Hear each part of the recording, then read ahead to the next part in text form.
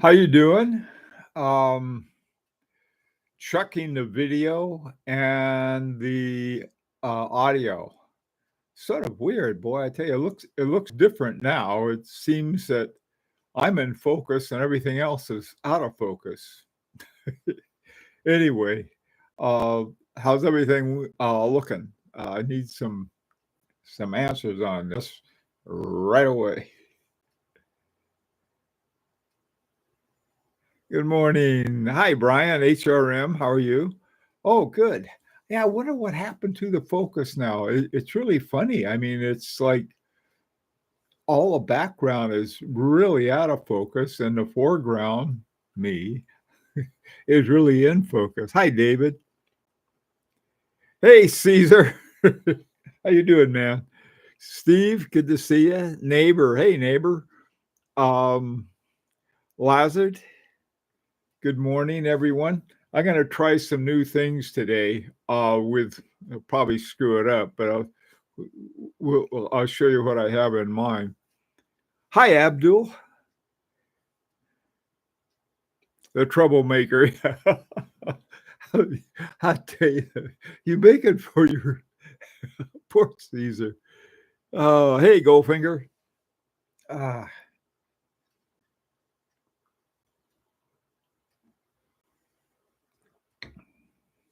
let me try something. There, wanted to shine everything up. Hi, David. Horological Society of New York is having its 4 courses here in Dallas area this weekend. Planning to go and look forward to it. Oh, David, I tell you, those are great. You'll really enjoy it. They're fantastic. You end up, even with these weekend courses, you'll know so much more about horology than you would otherwise. It's really fantastic. Hi, Hater. Good morning. HRM. I received my 18 karat case finally. Someone paid under the uh somehow paid under the gold price for it. Oh, good. Good, good, good. Yeah, I know. I think there's some other people who are doing that, and I think it's a great idea, HRM. I know that Rancher has been doing that and getting some really great watches that way. Anyway, well, uh what I wanted to talk about today was information about movements. People say, "Well, where do you get your movement?" And or how do you know all of this stuff? I I just look stuff. I mean, Google. There are a couple tricks if you're looking for the movement of something. It's the best place to look is in a review. Um, Rather than in an advertisement. eBay ads or Chrono 24. There's in Chrono 24, they're supposed to put the all of the information about the movement, but they don't. So I don't rely on that. On the other hand, usually reviewers do. And so if you find a review of a watch that you want to find out about the movement, is the way to do it. Now I'm going to, let me see, screen share. Okie doke. All righty. Hang on. Okay, what I want to do to begin with, I want to share with you where I get most of my information from. Hi, Tim. It's called Booka.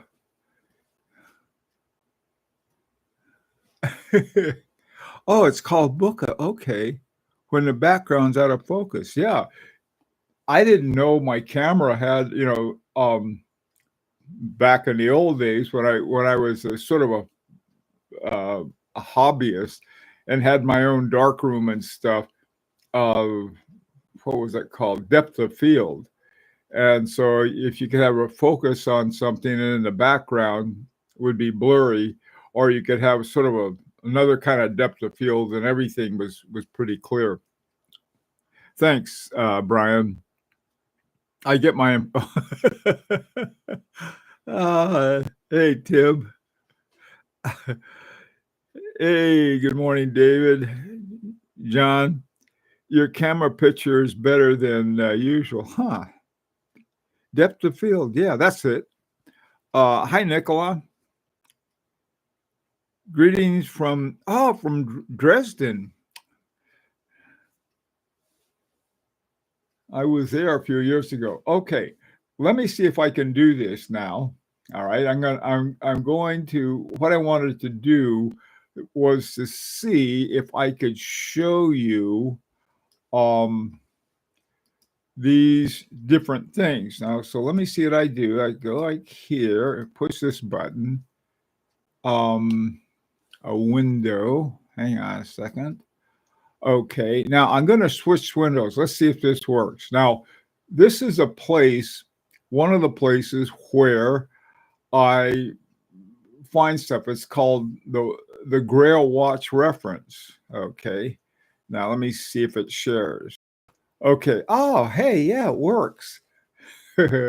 Okay, this place, the Grail Watch reference. So this is FP 1150, which was in my Fabergé.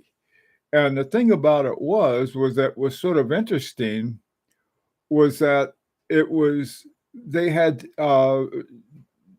different oh not yeah they were either 4 hertz or 3 hertz. This one's 3 hertz right here, but some of them were set to 4 hertz. So that's one of the sources that I use for movements. Now another is a place. This place is called Emmy Watch, and Emmy Watch I think is more for uh, vintage movements, and so anyhow, that's another source. So this is a Favre-Luba 259. This is the one that was in that Favre-Luba. It's called Twin Power. I got one. In fact, I got two of them. They haven't arrived yet. But this is where I found all that information. Power reserve, 48 hours. Frequency is 18,000 semi-oscillations per hour. Manual wind, and so forth. And all you have the diameters and so forth. For those of you who, like me, are pretentious watchmakers, it's good information to have because then you know the size of case that you need or the kind of other things you need for it. Now, hang on a second. Now, this other one, this is watchbase.com. This one is one I use. You'll see there's an advertisement for Brady. They have ads in these things. Here is a caliber Agenor caliber AG8 6801, which is the caliber that we have in our LaRique watches. Our in LaRique number 1, LaRique number 2 is different, and the right now we just have one. And what they have is that if you click here, it says calibers by brand up here, and they have it alphabetically. And so let's say you have a Cartier that you're interested in, and you go to Cartier, and let's see, we'll see what the number 49 is. And then when you get there, what you'll see is this Cartier caliber 049 reference, and then the base is a 2892. And so really what you're getting is a 2892 more than you are anything other than that. Another you also can find the name of the brand and then look it up. One of the things that I found out about this calibers by brand. Okay, I'll go to IWC. Now, IWC is sort of a funny one. They have all of these movements, but a lot of them are not IWC movements. Let's see. I'm not sure about this one. Okay, this one is IWC caliber 2210. And it turns out not only is it a quartz, it's an ETA quartz. So let's see what else they got here. Go back to calibers again that they have, and you can look at watches. I think a lot of the Portofino watches. Um, Here you have a caliber 37 something something, and the base of it though was a 2892. And so, this is the thing that makes me mad about. I sort of was unhappy with IWC and Breitling and some of these other brands that do this. But you can find out about it. One of the things that you don't often find, but would be even handier if they do have an ETA movement.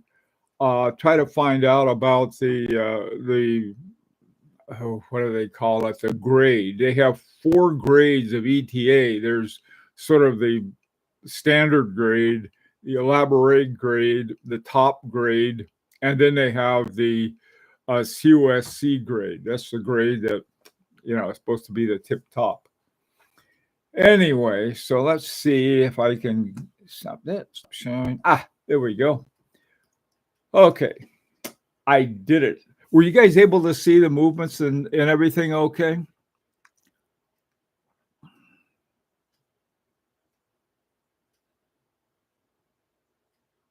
Hi, Dino. William, how are you? What do you think about the FP1150? Some early show prod LUCs have the same or the 1160. I like it. I generally, I tell you, the for whatever else you can say about the Frederick Piguet 1150, that thing keeps wonderfully accurate time. Now, the one that's in my Fabergé is 4 hertz instead of 3, and I like the lower frequency better though. Hey, Abdul. I'm glad you liked it. John, let's see. Just by having a specially made rotor makes a movement with an ETA, a special nomenclature. Yeah, that's what some are. Either that or they have the same old rotor with their name on it. I got to put Bill's watches or something more pretentious like Horloger de Bill. Put that on a rotor. Hey, I'm making my own movements now.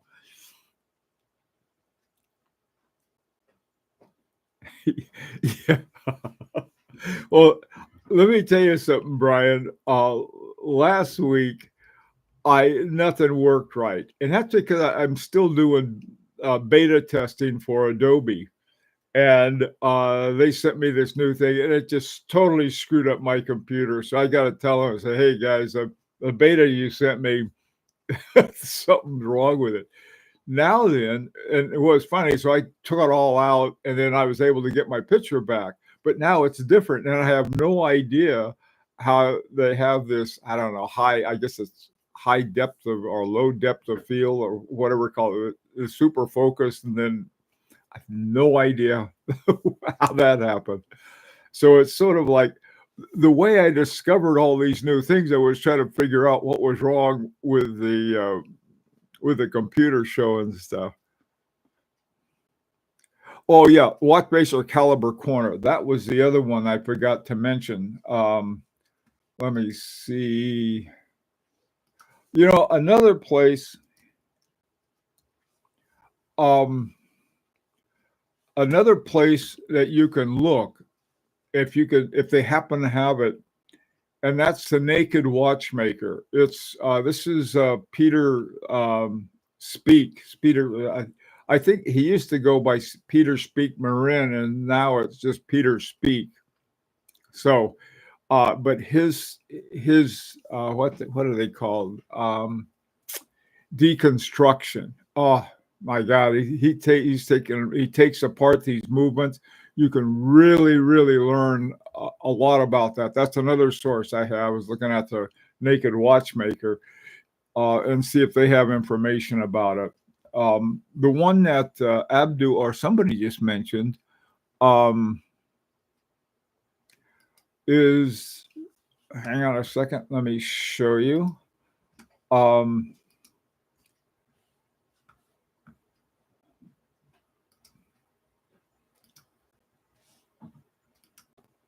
This one right here. This is called Caliber Corner, and they have a lot of different ones. And I guess and they a lot of these have ads in it. Um, everything from barbecue to God knows what. But you can have recent calibers, popular guides, tools, and parts.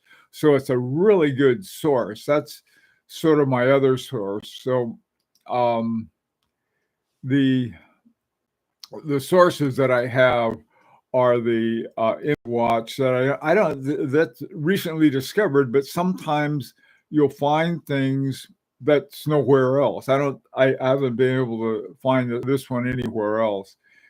Um, and let me see. And then this one, the Grail watch reference is really good, but if the movement database is the best part to go to because they got other parts of it that aren't that aren't the best. So anyway, yeah, those are the four.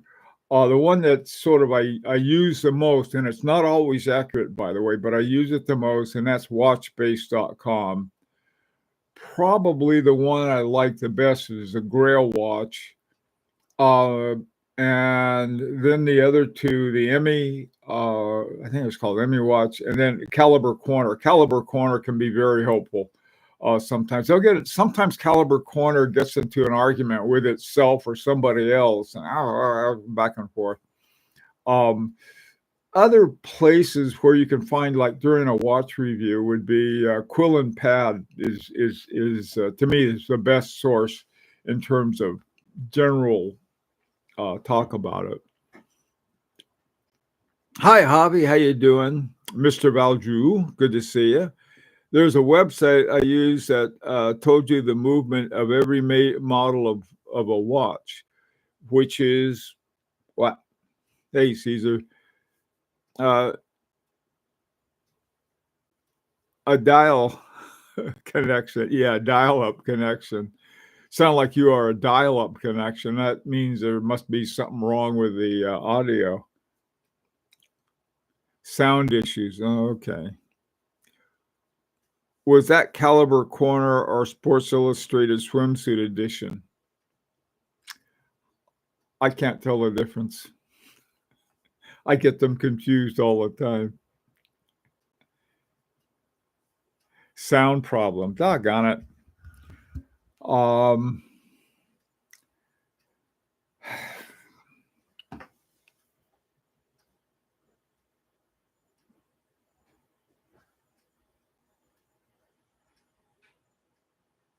Hat is the best movement watch for under 15,000.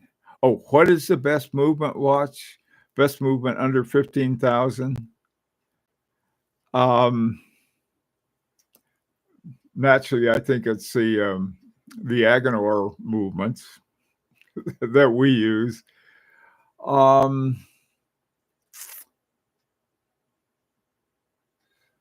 I like Vaucheur. Vaucheur's one. Crenode. Those are all under 15,000. I mean, they're in watches under 15,000. Tim. See Vaucheur. Let's see what else. You know, the Frederick Piguet. I think these are older ones, but they're really good.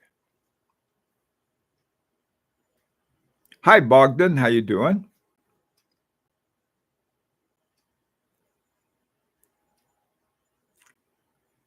If you restart YouTube, it works. Yeah. What happens if I restart YouTube, then everybody gets lost. Then I lose the link to it. But you're right.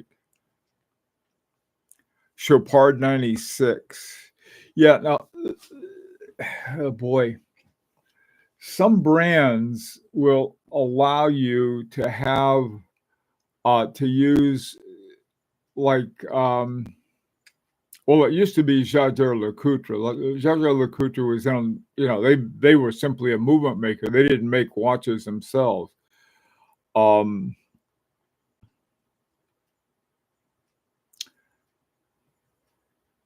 uh, Crenode is another one, I think.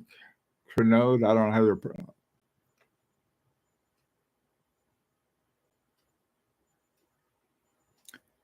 Oh, if the listener restarts, hey, you guys. Oh, thanks, Caesar. I mean, I restarted to fix the issues. Great. Thank you, Caesar. You've redeemed yourself. Okay. Groenfeld has one of the best movements in finish. I agree. They're fantastic. But they're just for Groenfeld. I mean, it's sort of like Larique movements. We got great movements, but they're just for Larique watches. That's one of the things I one of my plans is to work with Agenor so that they have a movement that anybody can get. It's sort of like the Crenode 210. It would be less expensive, more available to all users. A lot of guys are really into the. Oops, let me see if this is it right here. They're really into. I got something. I guess it must be on the inside of my glasses. There it is. Oh, spot. Langa data graph. Hi, Clam. Beta testing. Fun if you've got the time. Fun if you got the time. Yeah. Well, I think, we we were talking about all of the work we had done, all of the just incredible number of frustrations we run into creating our own watch with Larique. And we get it done and we get these great watches, but my God, the process can be very trying. I'll put it that way. Yeah, beta test. I've been doing it for years, so I've been doing it for over 20 years, well over 20 years. So, I like it because there's always, it's always fun to see something new, except when it screws up your computer. Then I don't like it. And so I'm going to have to get back to them. Apparently, there are two different main chips that are used in Apples. And I guess I got the newer chip. And so I think they have a version for the older Motorola chip and for the newer ARM chip. So, anywho, okay. So, what are you guys up to? What are some interesting finds you've had as far as movements go? Or what tips would you have? Anybody have any more tips?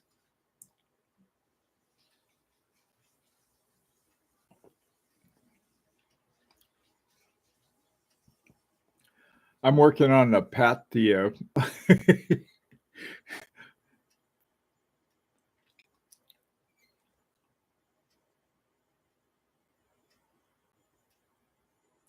Hey, Alexander, try doing a restart and see if that works.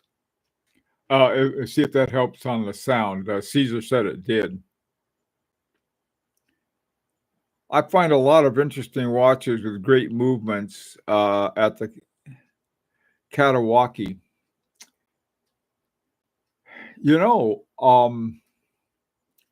I was referred to Katawaki auctions by what are they called? The auction house, a big auction house that I think owns them. Sotheby's. Sotheby's apparently owns Katawaki, and so the stuff they sell is Sotheby's is the upscale one, and something that's not that they sell at Katawaki, or if you want it. Yeah. Sometimes one can get a great deal if it's an obscure vintage. Yeah, you're right. You can find all kinds of wonderful ones. See, the thing is, And a good thing for people who do look, most people don't. I saw this thing, this one of, it was a, I'm trying to think who's, somebody had written and was just sort of gushing on about Patek Philippe watches. And so somebody, I guess one of their subscribers wrote in, and and she was going on and on and on about, well, Patek Philippe really isn't that good, and these other watches are just as good. And she mentioned Omega and Rolex and some other ones too. And I'm thinking, well, but she never said why they were just as good. I don't, I tell you, if you take a modern Omega movement and then you have a modern Patek Philippe movement, they have a lot in common. And what they have in common is they got those blasted silicon hairsprings. But in addition to the blasted silicon hairsprings, the Omegas still have the George Daniels escapement. What do they call those things? Anyway, uh, coaxial escapements. They have the coaxial escapement. But she didn't say that. I mean, people just say, "Wow, I think mine is better, or just as good, or this or that," And it's like they have no idea why, but they decided it is. And I think, well, maybe they're right, maybe they're not. How would they know, other than the fact that, if they've never had a Patek Philippe? Now, my Patek Philippe that I had some years ago was great. It was fantastic. But it was all pre-2009 when they started using the silicon. I'm waiting for a watch with Faber. Oh boy, yeah. See, Brian, me too. Me and my friend Fernando and I are waiting for it. And I got two, one to break and one not to break. But I am really looking forward to that. That was how I found that place is called Emmy, because they had the 259, the FL 259, and so it's a lot of fun. Maybe there's something that could be done with that. The watches are pretty cheap, and so you can get the watches and take out the movements, and then you end up with a 18,000 semi-oscillation per hour, and then a dual barrel in parallel. Because the first thing that's going to be fun to do with those watches is take them apart. Well, you take the back off anyway, and put them in a time grapher. By the way, time graphers, they're about $100 or so. You can find them on Amazon. I think that is one of the most useful tools I have. And I'm still getting better timing on my homemade watch that I made for my grandson that I got from AliExpress Movement, of a clone of a 6498. And after I tweak that, it's gives me perfect time. And if it gets out of whack, that's too fast or too slow, I'll go back in there and tweak it again. And that's another reason that I don't care for silicone hairsprings. You can't do that to them. You probably, for the most part, you don't have to. But still, I mean, what fun is that? You might as well get a quartz watch because they're even better. Okay. Silicon is the future. Well, good. That's not what I got into. And sort of, you don't need a craftsman, you don't need a watchmaker. You need a big company that saves money by putting in silicone hairsprings. Then you don't have to worry about those things. So, William, you can take that future and knock yourself out. Auction houses have their own database, which interlink all the auctions worldwide. I'm sure they do. We're just sort of like cattle. I think, oh, hey, we know a bunch of suckers. Here we are. Oh no, frying pan. It's frying pan. Oh my God, it is. Yeah. Rancher usually, throws a rock at me or something, but you're right. I'm out of time, guys. Hey, listen, thank you all for putting up with me this morning because I was trying out some different things. I finally got certain things working. I want to thank Caesar for coming up with uh, a solution. If the sound starts going south, is just do sort of a reboot on your on Google or Chrome or whatever you use. Anyway, take care, guys. This afternoon, let me see. I'm so happy I can show pictures. Maybe we'll have something with pictures this afternoon. I don't know where Rancher is. He usually provides me with a topic for this afternoon, so we'll find out what it is. Take care, everybody.